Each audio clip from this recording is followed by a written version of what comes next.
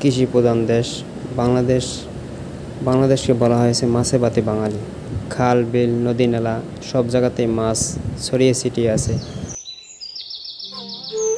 জাল ফালালেই মাছ পাওয়া যায়। এই জন্য বাংলাদেশের কৃষি প্রধান দেশে নদী নালা খাল বিল এখানে বলা হয়েছে বাংলাদেশ মাছে ভাতে বাঙালি। কারণ জেলেরা মাছ ধরে কর্ম ব্যবহার করে থাকে।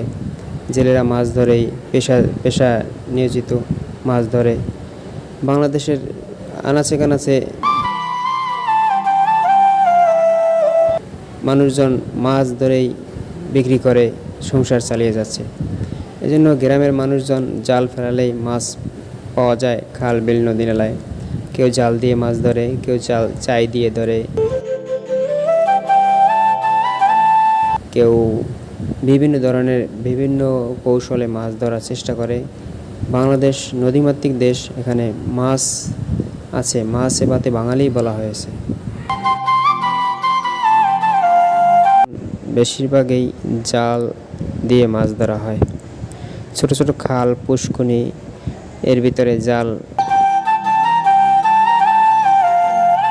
ফালালেই মাছ পাওয়া যায়। যেমন দেশি মাছ পাওয়া যায়, তারপরে কিছু নদীর মাছ পাওয়া যায়। এই ছোট ছোট মাছ পাওয়াই যায়। এই জন্য দেশগ্রামে মানুষজন জাল দিয়েই মাছ ধরে, বড়শি দিয়ে মাছ ধরে, চাই দিয়ে মাছ ধরে। গ্রামে ছোট ছোট খাল বিলে মাছ পাওয়া যায়। পানির দিনে মাছ বেশি পাওয়া যায়। চিংড়ি মাছের আনাগোনা বেশি থাকে পানির সময়। পানি শুকিয়ে গেলে ওই সময়ে অন্য ছোট ছোট মাছগুলো পাওয়া যায়। খালে জাল ফালালেই মাছ পাওয়া যায়।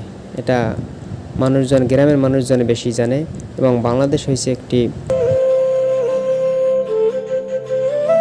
কৃষি প্রধান দেশ। এখানে মাছে ভাতে বাঙালি বলা হয়েছে। শুধু মাছ ধরেই তাদের কর্মজীবী চালিয়ে যেতে পারে। অনেক মানুষজন আছে শুধু মাছ ধরে বিক্রি করে তাদের সংসার সুন্দর মতো চলতেছে। তারা মাছ বিক্রি করতেছে, মাছের চাষ করতেছে।